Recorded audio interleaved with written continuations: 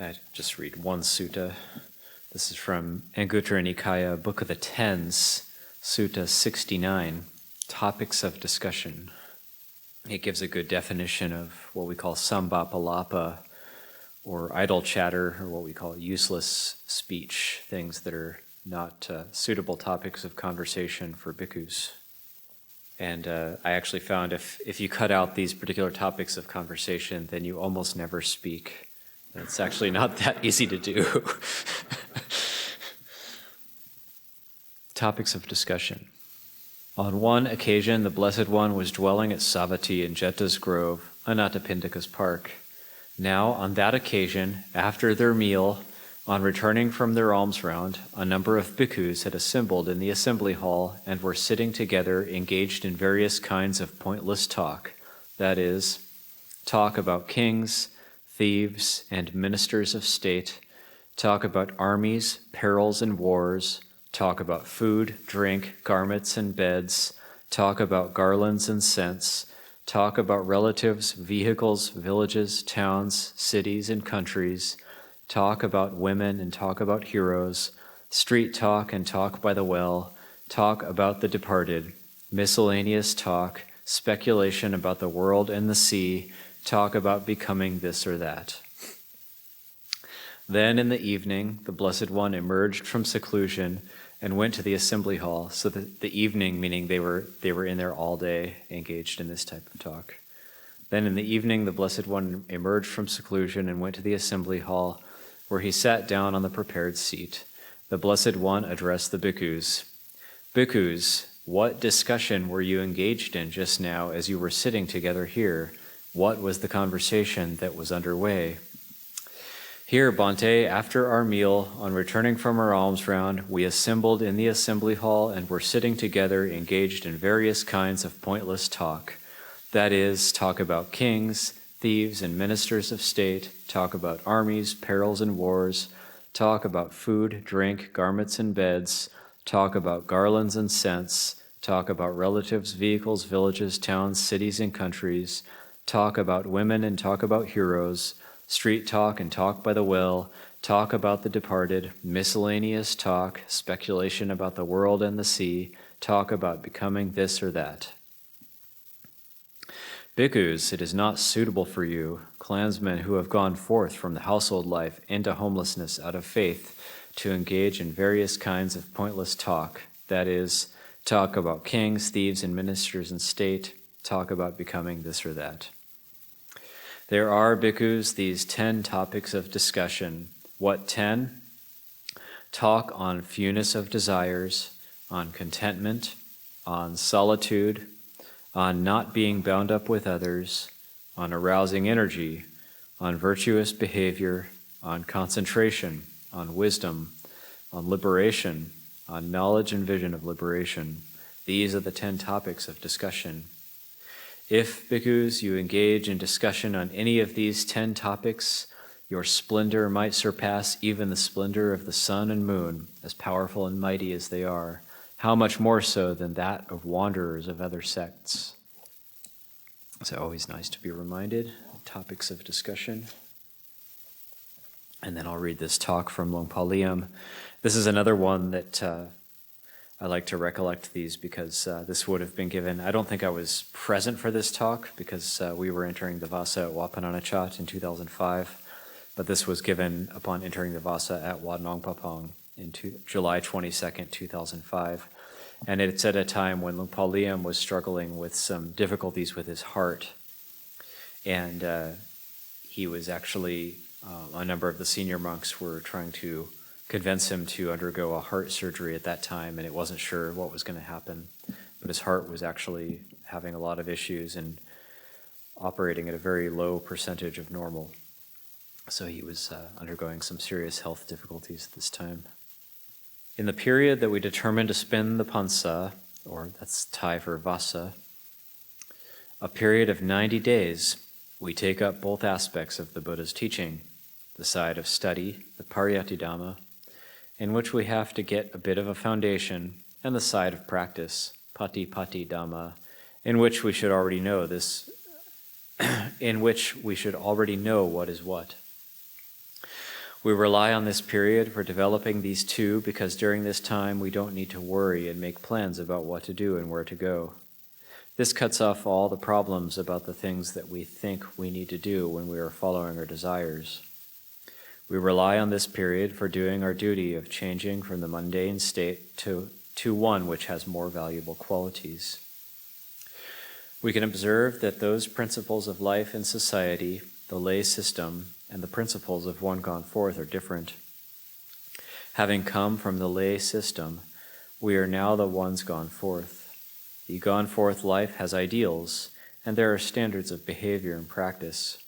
Since there are guidelines for behavior and practice, we follow these ideals and standards of practice.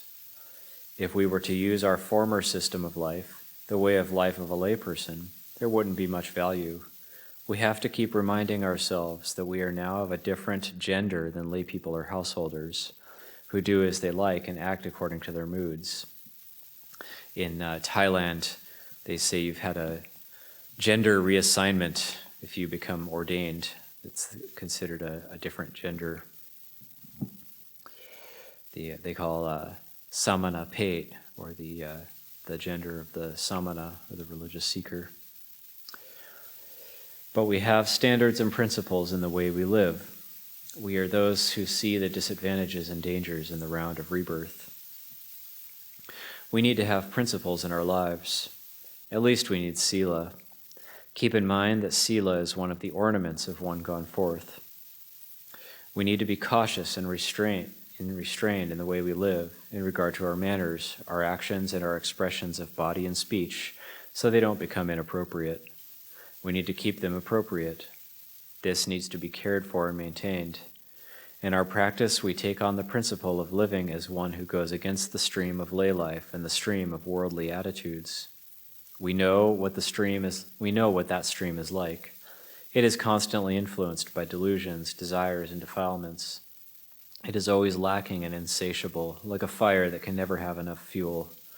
So we go against the stream and don't act in conformity with our likes and our moods. We have guidelines for practice, such as the ascetic practices, the dhutangas, which are for directing our life as someone who doesn't follow the stream of the world. We know that the stream of the world is a stream of blindness. It's a stream in which there is no freedom, in which one is not one's own master.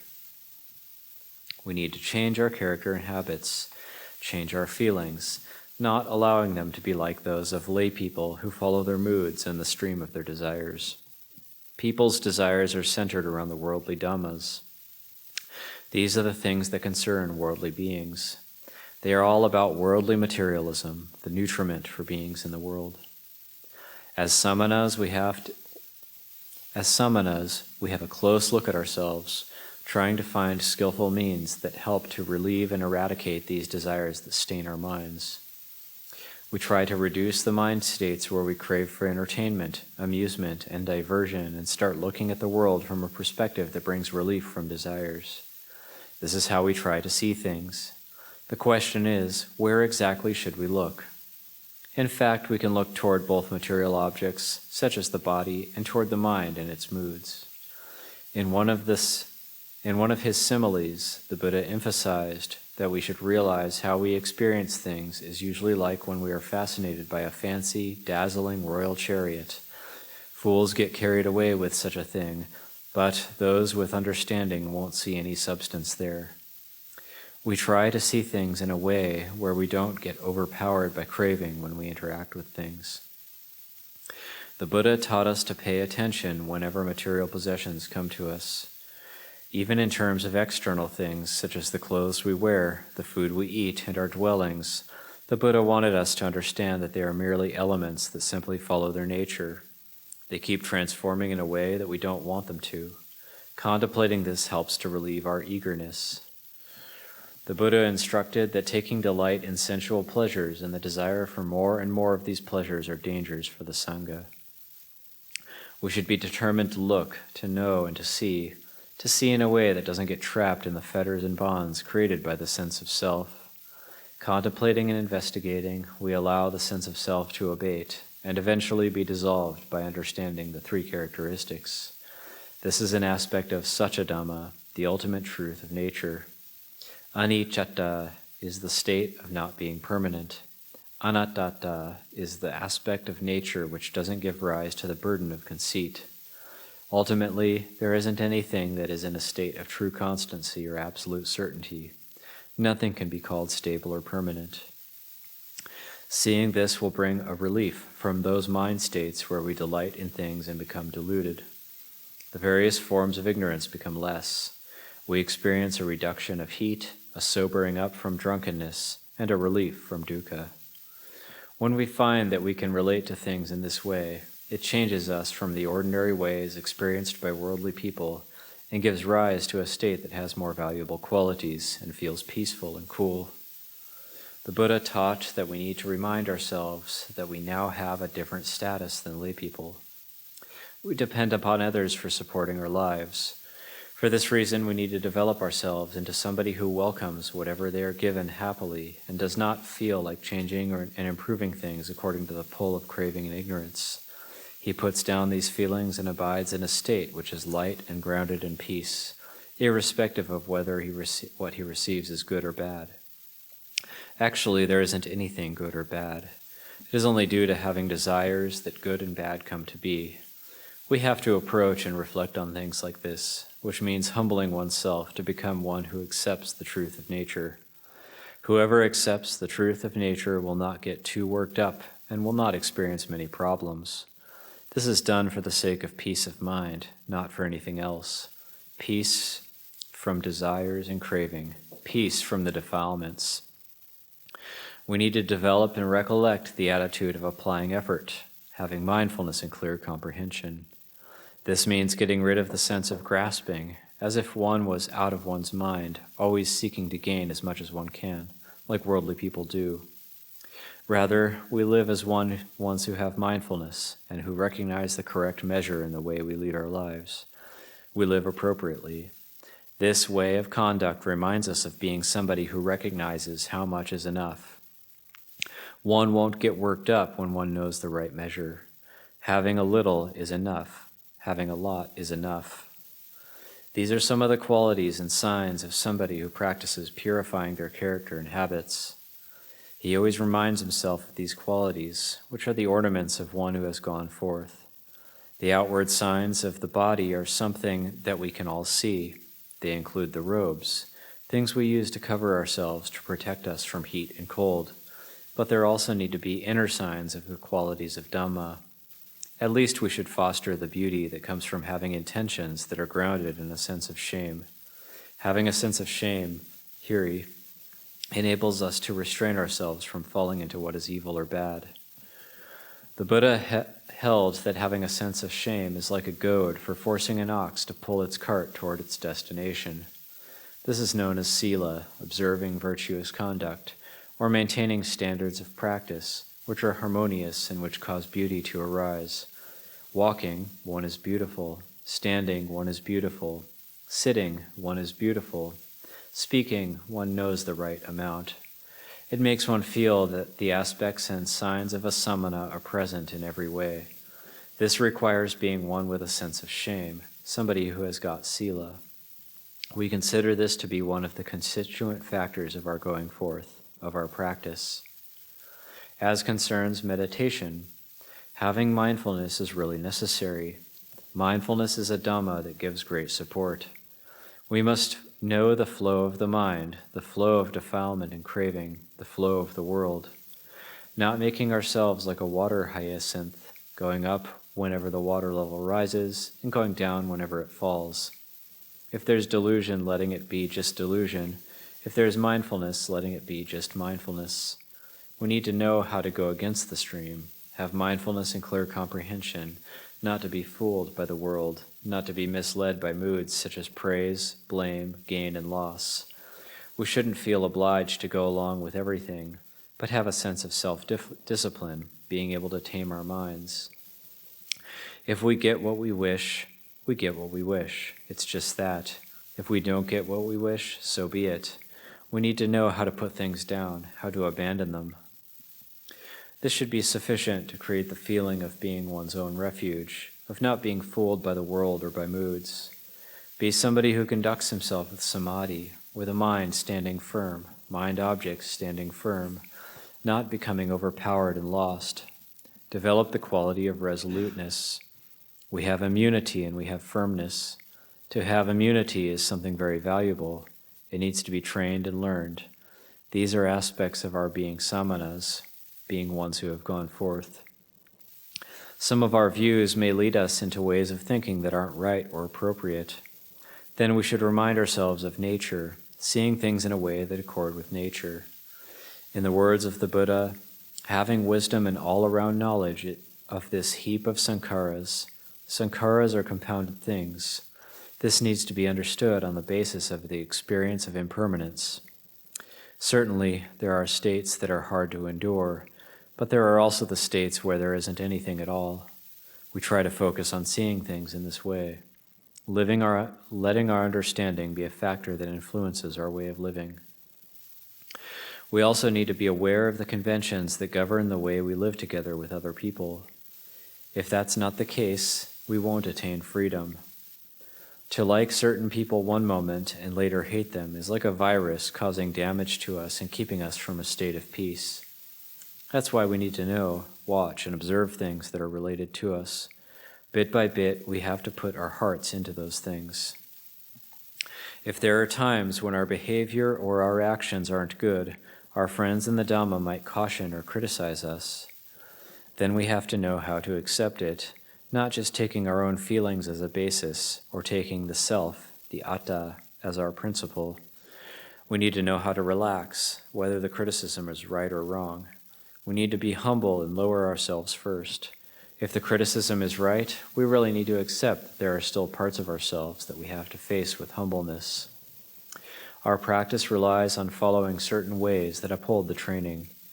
Our lifestyle needs to be supported by the activities of a samana. Getting up early, we recognize straight away that we need to change our attitude toward things, not giving them too much importance and not grasping onto them. We remind ourselves that the days and nights are relentlessly passing. What does this mean? It is a way to see that the passing of time very clearly reveals the truth. It really speaks for itself. The days and nights are passing relentlessly. Even the parts of us that we understand as the physical world are still going to end and deteriorate, changing into a state where there is nothing that belongs to oneself. What can we expect from something like that? So, taking up contemplations like this is done for the sake of uprooting the conceit I am, a view that seems to be controlling us all the time. We really have to pull it out through living as one gone forth, one who possesses guidelines for their behavior and practice. The way we lead our lives has to be like this. We understand that living like this involves changing our character and habits towards seeing the disadvantages and dangers in the round of rebirth. All of us already know that this danger isn't anything far away. It is in fact the danger of ignorant mind states that are associated with greed, hatred, and delusion. Just this is the danger, and just this is what forces us to live in a state where we are tortured, unable to experience freedom. That is why the application of effort is considered something good, a good, valuable quality that we can derive great benefit from. It eliminates the problem of getting lost and heading for dukkha. Applying effort means living in a way that is not careless, just that. When we relate to external objects in our lives, we relate to them as someone who has mindfulness and wisdom. In the same way, we relate to conventions. This leads to peace and enables one to experience happiness. This happiness is not dependent on worldly or material things, but on the application of energy and effort. Since we live as a society or group, we have to take on agreements and a variety of duties for our living together. Whatever is communal activity, we should not hesitate to help each other, especially concerning the application of effort in meditation. Each day there should be an occasion of putting forth effort together in order to build up strength and energy. We don't always sit meditation together, only at certain times. In the language of the Buddha, building up strength and energy together like this is called Sangha Anubhava, the power of the Sangha. If we do something, we do it through the power of the Sangha. The sitting meditation we all do together. In any activity which supports the development of communal harmony, we try to do our part. But if nature, or your health, isn't supportive, one has to accept that it is too much, going beyond one's ability. An example of this is related in the Vinaya.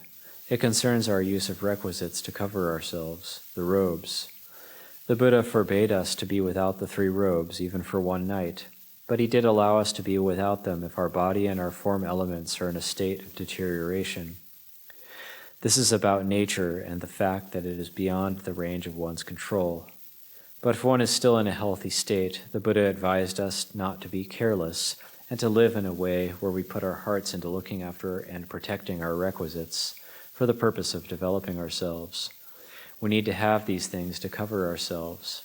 If we stay far away from these things, they may get lost or disappear. Somebody who wants our robes might come and take them. We aren't allowed to beg for new robes then. This is something that we have to consider very well. If this happens, it might make us break our precepts. At the very least, we'll have to go and request replacements from somebody else, either from a relative or non-relative, or from the communal stores. As we are training to change our character and habits, we don't request or do anything motivated by craving.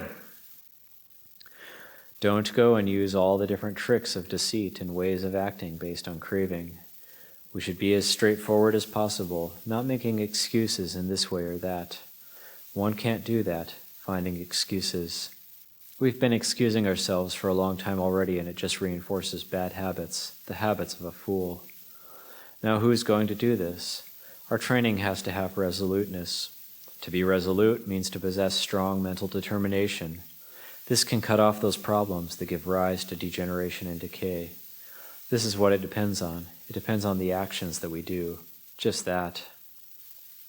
Concerning our chanting now, during the time that we determine the vasa, we have to pay attention to the proper time and place for coming together. This is something that is considered part of the training of the new monks, but it also means maintaining our communal duties as a sangha. This is another factor of the practice.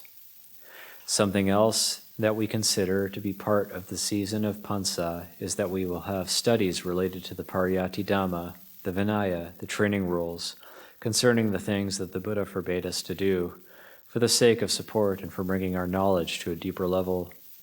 The Vinaya is all about our bodily, verbal, and mental actions.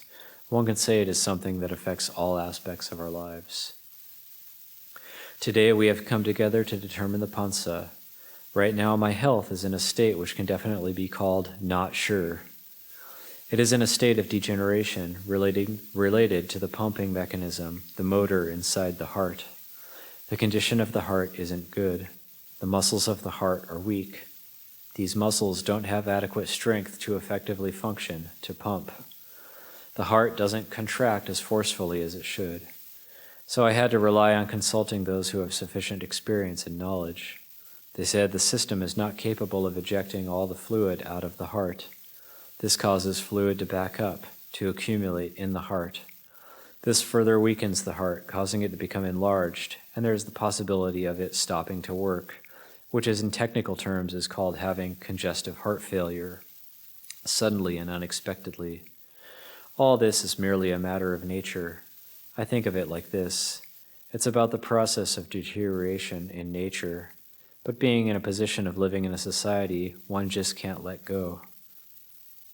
One can't just let go, so if only for that reason, one needs to know how to nurse, maintain, and cure as much as one is able to support it.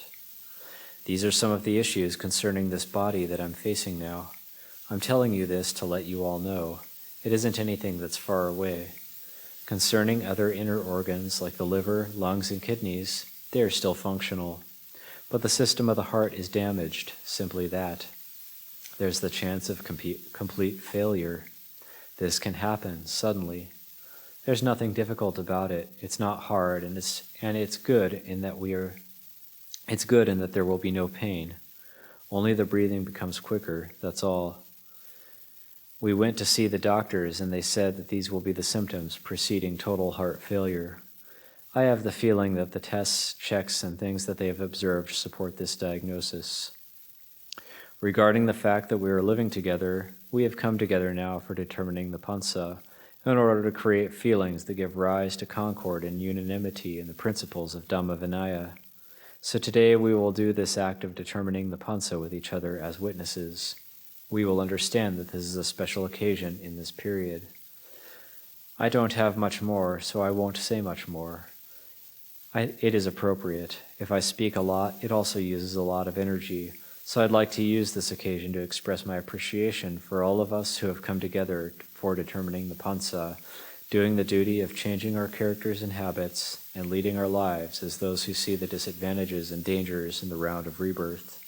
Doing so, we can be a bit of a light for others, for people in the world, so that they may open up their eyes and ears.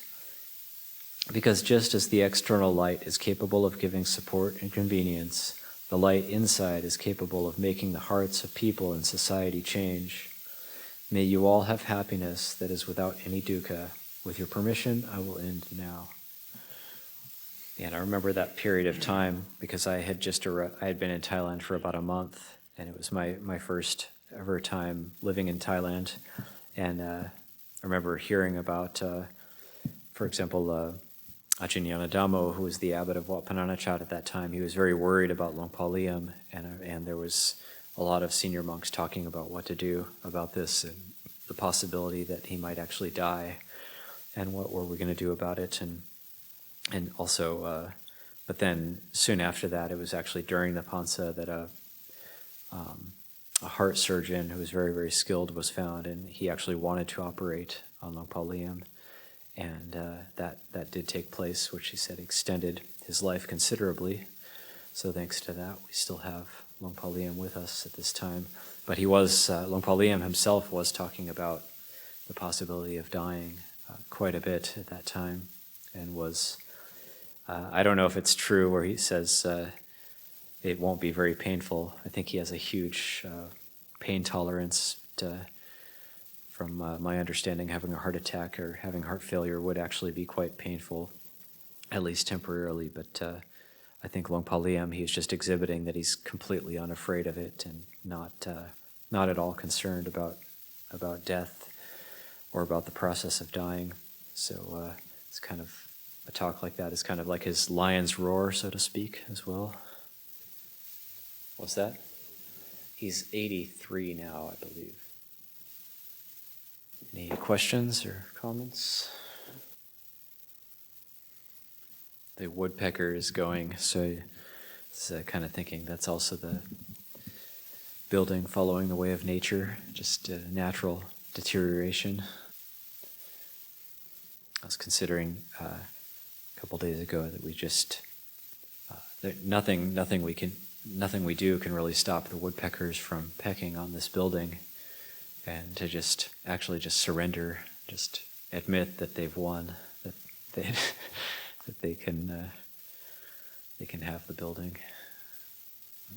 They really do. They don't know that this is a building. They just think it's part of that tree. They think it's just connected.